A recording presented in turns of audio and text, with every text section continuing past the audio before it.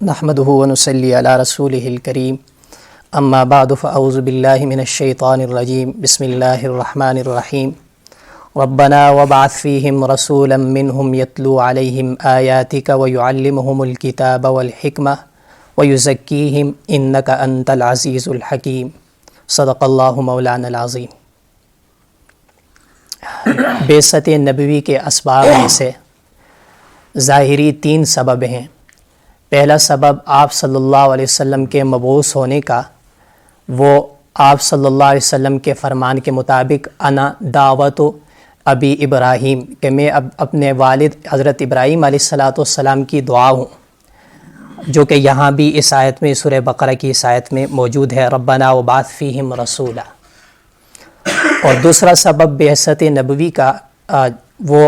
آپ صلی اللہ علیہ وسلم نے فرمایا وبشرا عیسیٰ علیہ السلام کی خوشخبری ہوں میں، سورہ صف کی آیت نمبر 6 میں اس کا تذکرہ ہے، ومبشرا برسولی یاتی من بعد اسمہ احمد، کہ میں ایک ایسے رسول کی خوشخبری دینے والا ہوں جو میرے بعد آئے گا اور اس کا نام احمد ہوگا۔ اور تیسرا سبب بعثت نبوی کا وہ یہ ہے کہ آپ صلی اللہ علیہ وسلم کی والدہ مکرمہ نے خواب دیکھا، اور خواب میں وہ دیکھتی ہیں کہ ان کے جو ہے نا بدن سے ایک نور اٹھتا ہے، اور جس نور سے شام کے بڑے بڑے محلات جو ہے روشن ہوئے،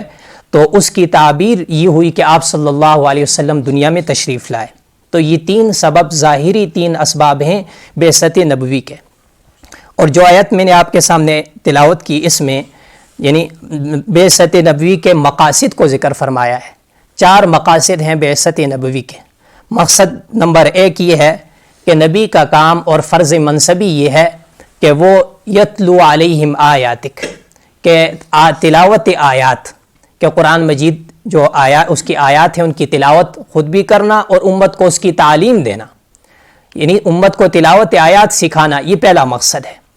اور یہ مقصد عرب عجم سب کے لیے برابر، کیونکہ اس سے مقصد سمجھنا نہیں بلکہ صرف آیات تلاوت کرنا ہے، اور وہ اجمی بھی کرتے ہیں، عربی بھی کرتے ہیں، اور اس کا ثواب حاصل ہوتا ہے۔ اور اگلا مقصد الگ آگے ذکر فرمایا تعلیم والا، اس کے متعلق ابن ماجہ کی روایت ہے جس میں اللہ کے نبی صلی اللہ علیہ وسلم نے ارشاد فرمایا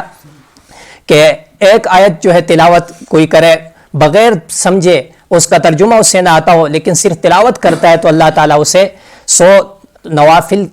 کا ثواب عطا فرماتا ہے۔ اور ایک آیت ایسی تلاوت کرے جس کو وہ سمجھ بھی لے، اس کا معنی بھی اسے آتا ہو، تو 1000 رکعت نفل کا ثواب ملتا ہے ابن ماجہ کی روایت کے مطابق۔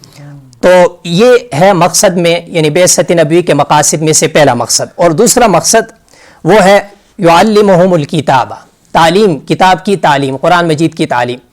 اب ظاہر ہے صرف عربی زبان آنا کافی نہیں تھا، صحابہ کرام رضوان اللہ علیہم اجمعین اس قرآن کے شریعت کے اولین مخاطب، اور وہ عربی ہے، اور ان کے سامنے قرآن مجید نازل ہوا، تو صرف اگر عربی آنا جو نا ضروری یعنی کافی ہوتا، تو صحابہ کرام رضوان اللہ علیہم اجمعین کی بے شمار مثالیں ہیں کہ جس کے یعنی اس آیت کے متعلق انہوں نے سوال کیا ہوتا ہے کہ یہ بات کیسے، اللہ کے نبی صلی اللہ علیہ وسلم نے پھر تفسیراً وہ سمجھائی ہے۔ ایک مثال کے طور پر کہ قرآن مجید کی آیت ہے وَمَن يَعْمَلْ سُوءًا يُجْزَ بِهِ، کہ جو آدمی کوئی برائی کرے اس کو اس کا بدلہ دیا جائے گا۔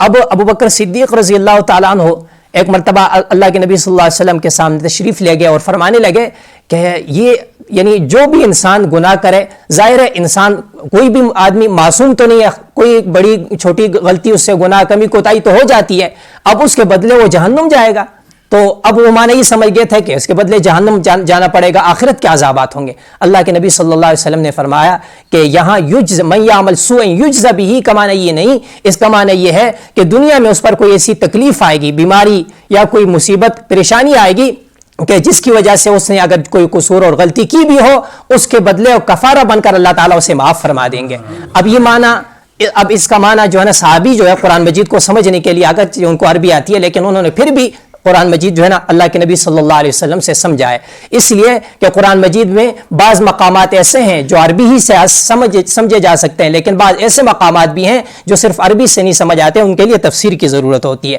تو یہ دوسرا مقصد ہے۔ اور تیسرا مقصد والحکمہ، یہاں حکمت سے مفسرین فرماتے ہیں اس سے مراد حدیث ہے، اور حدیث یہ الفاظ بھی، اس کا حدیث کے الفاظ بھی مراد ہیں اور احادیث کے معنی بھی مراد ہیں، کیونکہ صرف الفاظ ہی سے حدیث بھی نہیں سمجھ آ سکتی. جس طرح ایک مشہور روایت ہے کہ اللہ کے نبی صلی اللہ علیہ وسلم نے ارشاد فرمایا کہ ہر آدمی کے جسم میں بدن میں 360 جوڑ ہیں اور ہر جوڑ کے بدلے صدقہ ہے. تو یہ روایت صحابہ کرام رضوان اللہ علیہ مجمعین نے سنی تو پھر صحابہ نے یعنی سوال کے طور پر پوچھا کہ اللہ کے نبی صلی اللہ علیہ وسلم اس کی من یطیق ذالکا، کون اس کی طاقت رکھتا ہے کہ 360 جوڑ کے بدلے ہر جوڑ کے بدلے وہ صدقہ دیتا رہے. یعنی ان کی منشا یہ تھی کہ شاید مالی طور پر ان کا صدقہ ہر جوڑ کا ادا کیا جائے. تو اللہ کے نبی صلی اللہ علیہ وسلم نے ارشاد فرمایا اللہ اکبر اس کا صدقہ ہے، لا الہ الا اللہ اس کا صدقہ ہے، یعنی اللہ کی یاد ذکر اذکار بھی اس کا صدقہ ہے. اب معنی اس کا حدیث کا معنی بھی اللہ کے نبی صلی اللہ علیہ وسلم نے سمجھایا ہے. تو والحکمت سے مراد یہاں حدیث ہے. وَيُزَكِّيهِمْ، اور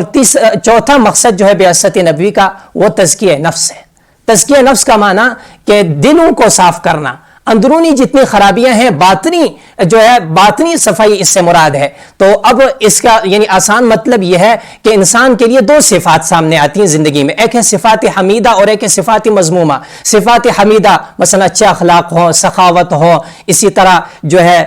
بہادری ہو، شجاعت ہو، یہ اچھی عادات ہیں، یہ انسان کے اندر آ جائیں اور بری عادات نکل جائیں، بغض، حسد، جھوٹ، غیبت، کینہ، یہ بری عادات جو ہیں یہ دلوں سے نکل جائیں، یہ ہے دلوں کی صفائی. تو دلوں کی صفائی یہ بھی انبیاء کرام علیہ الصلوۃ والسلام کی ذمہ داری تھی کہ امت کے اندرونی ان کے دلوں کو صاف کیا جائے، دلوں کو پاک کیا جائے. تو انبیاء اس کو جو نا لوگوں کی اصلاح فرماتے تھے. اب ظاہر ہے انبیاء کرام علیہ الصلوۃ والسلام کے ہوتے ہوئے نبی صلی اللہ علیہ وسلم جب موجود تھے، تشریف فرماتے صحابہ کے درمیان، تو اس وقت آپ صلی اللہ علیہ وسلم کی مجلس ہی اس کے لیے کافی تھی، کوئی وظائف کی باقی ان چیزوں کی ضرورت نہیں پڑتی تھی. اب آپ صلی اللہ علیہ وسلم کے تشریف لے جانے کے بعد اس کے لیے وظیفے کی بھی ضرورت پڑتی ہے، اس کے لیے ایک مرشد کامل اور ایک جو ہے نا شیخ طریقت کی، ایک بزرگ کی مجلس اور اس کی جو ہے صحبت ضروری ہے کہ اس کے ہاتھ میں ہاتھ دے کر توبہ کر لے اور اپنی زندگی شریعت کے مطابق گزارے. آج ہمارے اسلاف اکابر موجود ہیں کہ ان کی جو ہے نا صحبت میں جا کر ان سے اللہ اللہ سیکھا جائے اور ان سے شریعت کے مطابق زندگی گزارنی سیکھی جائے، اپنی باطن کی اصلاح کی جائے. تو یہ باطن جس طرح ہم ظاہری پاکی کا خیال رکھتے ہیں کہ کپڑے ہمارے صاف ہوں، بدن جو ہمارا صاف ہو، ہمارے جسم سے کوئی بدبو نہ آئے، تو یہ ساری بات جو ہے نا ظاہری پاکی اس کا ہم خیال رکھتے ہیں، تو اسی طرح ہمیں باطنی پاکیوں کا بھی خیال رکھنا چاہیے. تو یہ 4 مقاصد ہیں بعثت نبوی کے جو اس آیت کے اندر ذکر فرمائے گئے. ربنا وابعث فیہم رسولا، اے پروردگار بھیج دیجئے ان میں رسولا، ایک رسول، منہم انہی